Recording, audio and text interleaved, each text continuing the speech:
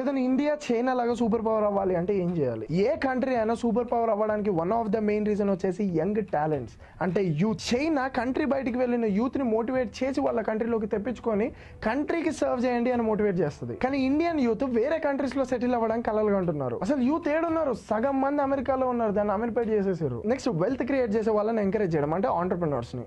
చైనాలో business start చేస్తే incentives ఇస్తుంది. ఇండియాలో లైసెన్స్ పేరుతో ఇన్స్పెక్టర్ వస్తాడు, అన్ని కరెక్ట్ గా ఉంటే ట్యాక్స్ పేరుతో సగం తినేస్తారు. అరే ఇప్పటికీ పొలిటీషియన్స్ తెలంగాణ, ఆంధ్ర, కర్ణాటక ఈ పొలిటీషియన్స్ గెలిచింది 3 సిలిండర్లు ఆర్టీసీ బస్సులు ఫ్రీ ఇస్తా అనే స్కీమ్ తోటి. ఇంకా పొలిటీషియన్స్ ని ఇన్ఫ్రాస్ట్రక్చర్ గురించి, ఎడ్యుకేషన్ గురించి, డెవలప్మెంట్ గురించి ఏం క్వశ్చన్ చేస్తాం? క్వశ్చన్ చేసినా ఎవడు పట్టించుకుంటున్నాడు? పోనీ ఇచ్చిన 3 గ్యాస్ సిలిండర్ ప్రామిస్లు కూడా పొలిటీషియన్స్ అకౌంటబుల్ గా ఉండాలి. నెక్స్ట్ వచ్చేసి మీడియా. చైనీస్ మీడియా మొత్తం వాళ్ళు చేసే ఇన్నోవేషన్స్, వాళ్ళు చేసే అడ్వాన్స్మెంట్ల గురించి ప్రొజెక్ట్ చేస్తుంది. మన మీడియా అలేకియా చిట్టి, లేకపోతే అఘోరి నాగసాధు లేదా సెలబ్రిటీ న్యూస్లతో